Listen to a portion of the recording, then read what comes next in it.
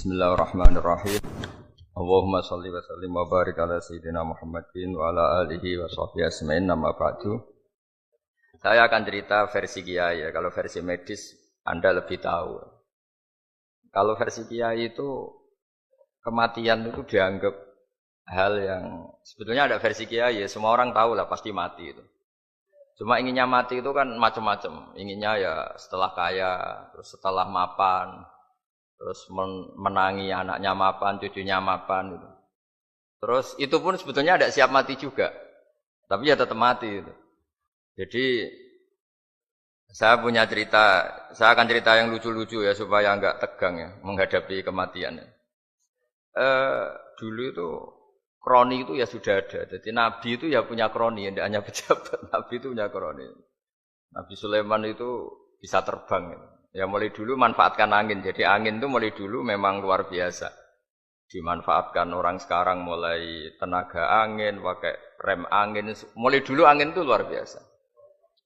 Nah itu teman dekatnya Nabi Sulaiman tuh ya agak sopan tuh bilang gini. Itu Pak Nabi itu kalau nanti ada malaikat Israel saya pinjam anginnya supaya tidak bisa ngejar saya katanya.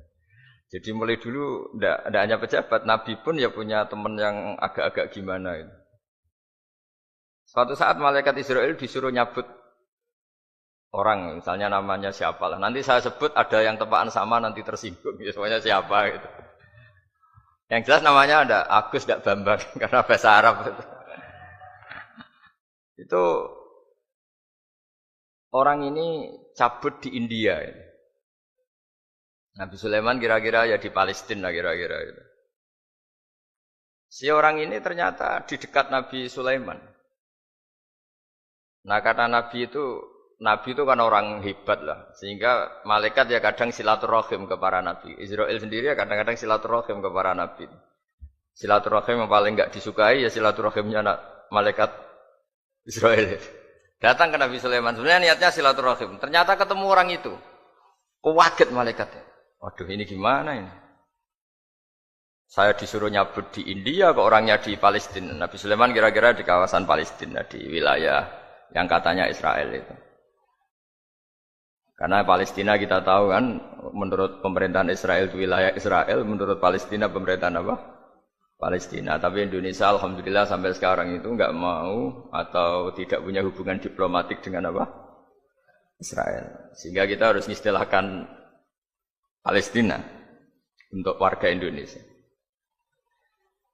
Kaget malaikat ini katanya disuruh nyabut di India kok ada di sini. Nah si kroni ini, si orang yang itu melihat malaikat Israel, entah kenapa kok dia bisa melihat itu. Mungkin punya kekuatan tertentu karena dekat Nabi. Kaget dia. Malaikat melihat dia karena janggal ya, disuruh nyabut di India kok orangnya di Palestina. Si orang ini melihat malaikat juga takut. Malaikat itu punya hawa yang luar biasa. Akhirnya bilang ke Nabi Sulaiman, ya Nabi Allah tolong pinjemin saya angin untuk saat ini juga saya bisa terbang ke India. Dipinjemin sama Nabi Sulaiman. Akhirnya orang itu sampai ke India. Dikira angin itu sudah segala-galanya sampai India. Terus malaikat senyum, seneng dia. Wah ini sesuai protokol karena andai kan orang itu tetap di situ, malah malaikat gak berani ngambil karena prosedurnya harus ngambil di India. Jadi andai kan dia tetap diam di situ, sebenarnya malah gak masalah karena gak sesuai apa?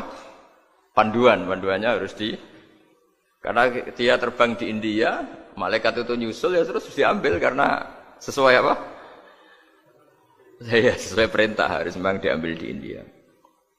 Tapi saya cerita dimulai dari yang seperti ini. Ini saya sengaja karena memang ya hidup itu seperti inilah. Pasti kita semua akan mengalami kematian. Cuma inginnya kita ya hidup itu ya sehat. Ya, terus kalau mati itu ya tidak punya utang karena berat nanti utang. Saya tidak tahu fikihnya itu. Kalau utang pribadi itu hisabnya berat. Kalau utangnya lembaga itu gimana itu? Dihitung salahnya direkturnya, dihitung salah karyawan yang minta naik apa? Gaji. Saya tidak tahu kayak utangnya Indonesia itu yang disalahkan itu menterinya apa presidennya, apa yang selalu mengajukan gaji 13. Tidak tahu itu, karena di kitab tidak dibicarakan tuh. Yang dibicarakan utang-utang apa? Pribadi ya. Kalau yang utang-utang lembaga negara itu nanti tak tanyakan malaikat auditornya ini gimana cara apa?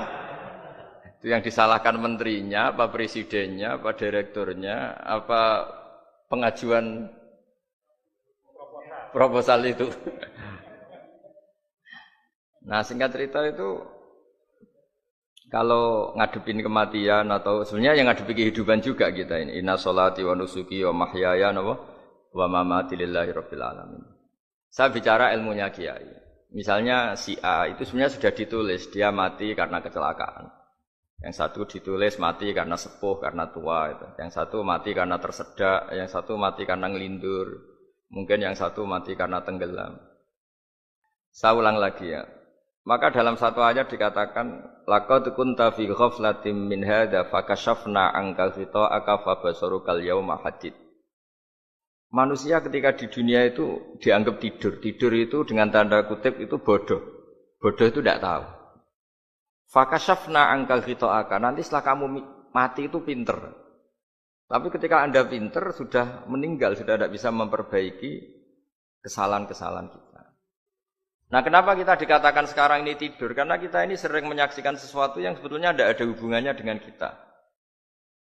Tidak ada hubungannya dengan kebutuhan kita. Misalnya kita ngelamun, berkhayal, ingin hidup kaya raya, sejahtera, jabat, orang lain anak buah semua. Ternyata itu enggak penting ketika kita di akhirat. Yang penting adalah Anda meninggal dalam keadaan menghamba kepada Allah Subhanahu wa Ta'ala. Saya berkali-kali ngaji kalau saya berkali-kali bilang, andaikan hati kita nanti direkam Allah, nanti di akhirat sudah direkam, orientasi kita direkam nanti. Pak Agus misalnya ingin punya mobil, punya rumah mewah, punya apa. Terus orientasinya gitu. Di depan Tuhan yang menyuruh kita, mensyariatkan kita, inginnya itu ya jadi hamba Allah terbaik, jadi kekasihnya Allah, jadi hamba yang bersujud, dari hamba yang bersedekah. Jadi ini kan tidak sambung, ada cita-cita versi Allah yang dianjurkan Allah, yaitu bercita-cita jadi hamba yang soleh, yang bermanfaat, yang memanfaati orang banyak. Kemudian ini ada cita-cita yang hadzun nafsi, ingin mapan, semua orang anak buah. Hal-hal seperti ini itu harus kita jaga, jangan sampai terjadi. Makanya di semua kitab, pertama mendahulukan bab niat. Niat itu ya faman kana hijratu ila Allah wa rasuli fa hijratuhu ila Allah wa rasuli. Orang baik itu orang yang orientasinya itu menuju Allah Subhanahu wa Ta'ala. Lalu yang kurang baik adalah orang yang orientasinya itu ya harta, perempuan, pokoknya inginnya itu hal-hal yang kepentingan dirinya sendiri. Nah lalu kenapa kita kadang tidak tahu? Ya tidak tahu itu karena tadi kita kalau tidak wiridan itu tidak punya efek samping. Tapi kalau kamu nggak punya uang kan terus lemes. Karena ngerti itu terus uang itu penting, wiridan tidak penting. Nah dari kesimpulan itu sebenarnya kita menjadi bodoh. Karena menjadi bodoh ketika Anda meninggal ternyata uang ini enggak penting, wiridan ini penting. Tapi tahu kita terlambat setelah kita meninggal. Nah di sini saya ingin mengingatkan apapun kondisi kita yang jelas itu ingat selalu kepada Allah Subhanahu wa Ta'ala. Caranya ingat gimana? Kata Nabi, kamu bayangkan musibah yang lebih ekstrim. Kamu akan tahu yang kamu alami itu ahwanu wa aisar. Yang kamu alami itu ringan sekali. Ringan seringan-ringannya. Saya beri contoh ya. Kalau Anda belajar, kalau dalam bahasa pondok itu falak. Mungkin kalau bahasa umum itu apalah, ilmu apa. Misalnya orang ahli meteor. Ahli apalah, ahli perbintangan. Ketakutannya pasti benda langit ini jatuh kemudian menimpa bumi. Nanti kalau Anda ahli geologi itu takutnya bumi ini likuifaksi karena sumber daya alamnya sudah begitu dikeruk, dimanfaatkan. Nanti yang ahli teroris atau yang ahli ekstremis itu takutnya itu ada teroris. Yang ahli sosiologi takutnya Indonesia itu chaos. Kalau chaos ya saling bunuh, saling. Jadi semuanya ini ketakutan ini semuanya mengarah terhadap kematian. Kecelakaan lalu lintas ya menjadikan orang mati, likuifaksi kayak kemarin di Sulawesi ya iya, gunung meletus, gempa, tsunami. Nah, ketakutan yang menjadikan kematian ya banyak. Kalau baru tsunami aja ya orang takutnya ke tsunami. Nanti kalau ada kematian gempa ya takutnya gempa. Kalau temanya Covid ya takutnya Covid. Terus kalau ada tetangga mati karena ngelindur ya baru gue nak turu hati-hati kok nak mati ngelindur. Jadi dari tidak pernah tahu itu kemudian agama datang dengan anjuran sudahlah kamu tawakal. Bahwa semua urusan kamu di tangan Allah Subhanahu wa taala. Inna sholati wa nusuki wa mahyaya wa mamati lillahi rabbil alamin la syarikalah. Yes, ibadah kita, salat kita, hidup kita, mati kita semua di tangan Allah Subhanahu wa taala. Kenapa saya membuat atau menyarankan ya supaya orang berpikir demikian, supaya bersyukur bahwa kita ini dihimpit, disekelilingi penyebab kematian tadi. Kalau kita ahli meteorologi mungkin takutnya itu asteroid jatuh terus kemudian meteor jatuh yang enggak habis digesek oleh sistem alam terus macam-macam. Yang ahli gempa juga takutnya gempa, yang ahli tsunami takutnya tsunami, yang ahli sosial takutnya Indonesia chaos kemudian saling bunuh, saling dan sebagainya dan sebagainya. Nah, dengan keadaan seperti ini kita ini baik sekali. Bukan sekedar baik sekali. Kita tidak mengalami chaos sosial, kita tidak mengalami likuifaksi, kita tidak mengalami benturan benda langit di bumi kita. Karena itu sekali terjadi, bukan 1-2 lagi, tapi habis seluruh Indonesia, mungkin seluruh dunia. Nah, di sini cara Allah membuat kita selalu bersyukur bahwa hal-hal itu tidak terjadi. Jadi ada sebuah ayat yang Allah selalu mengingatkan, A'amintum man fis sama ayyakhsifa bikumul ardo fa idza hiya tamur. Kamu boleh sekali-kali berpikir, bumi ini justru potensinya itu likuifaksi, potensinya itu hancur karena di bawah itu ada magma, ada minyak, ada macam-macam. Ini kan di bawah ini kan ngerongkong cara Jawa itu karena diambilin terus. Piro-piro diambil yaene ya ono masih bisa dipakai. Belum sistem bumi sendiri wafil arti kita mutajawirat, bumi sendiri itu berupa lempengan-lempengan. Setiap saat itu potensinya geser, sekali geser ya jadi gempa itu. Terus belum benda langit yang potensinya juga jatuh. Sekali jatuh ya habis. Jadi yang kita ini dikepung sekian potensi yang bisa menghancurkan kita. Tapi nyatanya, mulai Nabi Adam sampai sekarang tuh ada kehidupan, ada khayal. Sing Joko yang kepengen payu rabi. Mungkin sing wis payu rabi ya mbah kepengen mbah roh. Macam-macam lah. Tapi yang jelas itu wong dikepung kematian kok ya khayalnya masih tinggi gitu. Lah enggak pernah ngayal ya orang yang utang ditagih itu, gak kober ngayal. Soalnya wedine tanggal kredit itu. Makanya orang Arab itu kalau ngendikan itu wa man lam yamut bisayfi mata bi khairihi ta'addadatil asbab wal maut wahidu. Karena orang Arab itu kan dulu Arab sebelum Islam itu kan satu kabilah nyerang kabilah yang lain. Wah itu kan harus butuh orang-orang tangguh karena dulu sistem rezekinya kayak sistem Indonesia dulu lah. Kerajaan ini nyerang ini supaya satu kerajaan punya eksistensi harus mengalahkan kerajaan yang lain. Bahkan cerita-cerita itu sama lah di Indonesia di mana-mana. Nah itu pemuda-pemuda yang gagah berani itu karena punya pegangan tadi. Wa man lam yamut bisayfi toh mata biwirihi. Kalau kamu tidak mati di medan perang ya tetap aja mati juga. Sehingga mereka kendel gitu kata cerita orang dulu. Ta'addadatil asbab wal maut wahidu. Sebab kematian bisa macam-macam, tapi kesimpulannya tetap saja namanya mati. Lalu Islam itu mengajarkan aksiru min dzikri hadhimil ladzat. Kamu harus banyak ingat mati. Tapi uniknya Islam itu menyuruh ingat mati itu disuruh justru semangat hidup. Karena kita butuh bekal itu. Jadi kalau kamu ingat mati itu jangan terus loyo, terus nunggu takdir mati itu enggak, malah disuruh semangat. Nah, tenaga medis semangat mengobati pasien, yang pasien juga semangat mensupport dirinya supaya punya keberanian hidup. Orang Jawa nunggoni anak, nunggoni putu. Kalau saya sebagai kiai ya nunggoni santri, nunggoni umat. Jadi ingat mati itu justru dengan cara mencintai hidup. Karena hidup ini adalah bekal kita untuk sanggup ketemu Allah Subhanahu wa taala. Kadang-kadang bekal itu mudah sekali.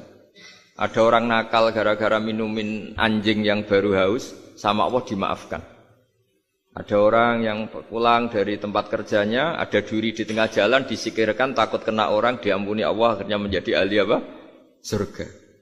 Ada orang yang kerja untuk orang tuanya, kemudian orang tuanya dicukupin menjadi ahli surga. Bahkan ada ahli surga itu ceritanya itu, tapi ini jangan dicoba. Ada orang sudah jelas niat, nyun sewu niat zina, sudah tinggal itu terus mikir dia, saat itu takut Allah gak jadi, barokahnya gak jadi langsung dia jadi ahli surga. Sarannya gak jadi loh ya. Tapi ya tidak usah dicoba. Itu kalau keterusan masalah. Jadi Islam itu menganjurkan ingat mati, tapi justru dengan cara mencintai kehidupan. Karena yang jadi referensi Allah nanti di akhirat adalah perilaku kita, amal kita zaman apa? Hidup. Jadi disuruh ingat mati, tapi justru dengan cara sangat mencintai apa? Kehidupan. Lalu yang dinamakan kehidupan itu apa? Ya kita-kita ini, ada yang mengkhidmati agama, mengkhidmati orang sakit, mengkhidmati itu ya berbakti, membantu, ada yang nata lalu lintas, ada yang nata keamanan kayak Pak Polisi, ada yang nata keuangan kayak Kemenku, macam-macam. Semuanya harus kita cintai, profesi-profesi yang oleh Islam dianjurkan untuk kita nekuni itu. Jadi saya mohon semohon-mohonnya, minta seminta-mintanya, sampean harus ngitung nikmat lah. Dengan sistem meteor seperti itu di langit tidak jatuh ke kita, sistem bumi yang sudah ngerongkong gini tidak likuifaksi, terus di dunia ini banyak kimia, banyak racun, itu kalau misalnya meledak kemudian dibawa angin, mungkin matinya lebih massal. Ternyata semua itu tidak terjadi. Artinya nikmat yang sekarang kita dapatkan, kita nikmati sekarang itu jauh lebih besar ketimbang ketakutan kita. Ini Islam selalu menganjurkan fazkuru ala Allah la'allakum tuflihun. Selalu ingat sisi-sisi nikmatnya Allah. Islam menganjurkan fazkuru ala Allah. Kamu ingat sisi-sisi nikmatnya Allah. Bukan sisi-sisi kita hidup itu diuji. Saya punya sekian cerita ulama-ulama yang unik, yang punya nasihat itu. Jadi ada orang kaya raya dulu temannya banyak, anak buahnya banyak. Suatu saat dia miskin terus gak ada yang berkunjung. Terus dia ngeluh, curhat ke ulama itu. Ketika saya kaya yang berkunjung banyak, ketika saya miskin kok enggak ada yang berkunjung. Kurang ajar betul teman-teman saya. Terus kata kiai itu lucu kalau ada nih. Ya bagus gitu dong ketika Anda miskin sudah ada yang berkunjung. Loh kok bisa? Ya misalnya kamu sekarang jadi buruhnya orang, pas disuruh-suruh, dibentak-bentak, terus teman kamu udah datang, malah kamu jadi tontonan toh. Mendingan enggak do datang, jadi kamu ketika buruh orang enggak malu karena teman-teman kamu sudah tidak datang. Ya alhamdulillah kalau gitu ya. Jadi dulu satu hal yang dia dulu nganggap problem, ya kan kalau kamu misalnya dulu kaya, temannya banyak, jabat, terus yang takut banyak. Ketika sudah miskin, Yun Sawu jadi buruhnya orang, disuruh-suruh, terus teman kamu tetap do datang. Siap enggak ada? Siap datang apa siap enggak datang? Lebih siap enggak datang sebetulnya kan? Karena enggak jadi tonton. Akhirnya dia sadar. Ya gitu kalau dikeluhin istri saya ini judes, sering marahin gini-gini. Ya bagus dong marahin kamu. Kalau marahin tetangga malah masalah kan. Coba kamu punya istri kalau marahin orang lain pusing enggak? Mendingan marahin. Jadi pokoknya dilatih terus. Lama-lama dia bersyukur. Nah termasuk cara kita melihat kehidupan. Ada doa Rasulullah SAW yang luar biasa. Ya Allah, jadikan kehidupan ini sebagai penambahan saya untuk berbuat baik. Wal mau tarohatan li min kulli syarrin. Kalau engkau takdir mati, ya anggap mawon ini mati itu berakhirnya semua potensi keburukan saya. Orang itu kan potensinya dua, buruk betul atau potensi buruk. Mungkin sekarang kita ada korupsi, tapi saja suatu saat kita korupsi. Mungkin sekarang kita ada salah, suatu saat potensi salah. Dan mati itu mengakhiri itu semua. Makanya saya berkali-kali cerita kalau ngaji, kalau orang-orang alim NU itu kalau ada bajingan mati tetap dia seksain ini baik dia. Itu tetangganya enggak mau semua. Wong bajingan kok darani baik. Tapi kiainya ngotot, harus disaksikan kalau ini baik. Akhirnya mereka bilang ya baik-baik. Padahal di hati kiainya sudah tidak bisa garong lagi, tidak bajing lagi. Ya baiklah gitu. Jadi sehingga orang-orang soleh itu melihat hidup itu ya biasa, melihat mati itu biasa. Karena hidup adalah sarana kita menambah kebaikan dan mati adalah akhir dari segala keburukan kita atau potensi keburukan kita. Jadi Islam itu mengajarkan kita gimana menghadapi kehidupan, juga gimana menghadapi apa? Kematian. Jadi saya ulang lagi, itu ajaran-ajaran Islam yang luar biasa. Jadi ij'alil hayata ziyadatan li fi kulli khairin wal mauta rohatan li min kulli syarrin. Jadi hidup menambah kebaikan, kalau kita mati anggap saja mengakhiri semua buruk kita kalau kita sedang buruk atau potensi keburukan kita. Inna Allaha yumsikus samawati wal ardo an tazula wala in zalata in amsakahuma min ahadim min ba'dih. Kalau kamu ahli meteorologi kan melihat ini jatuh jumlahnya besarnya sekian. Ini kalau digesek oleh atmosfer paling masih sekian, kayak kemarin Januari kan hujan meteor yang sering kena Lampung kemarin. Terus di mana-mana mesti takut kamu itu. Kalau kamu ahli gempa takutnya itu ya pergeseran lempengan bumi. Kalau kamu ahli tsunami ya takutnya tsunami. Kalau ahli sosiologi ya takutnya chaos sosial, ya sama, kamu medis ya takutnya penyakit yang menular, penyakit seperti ini.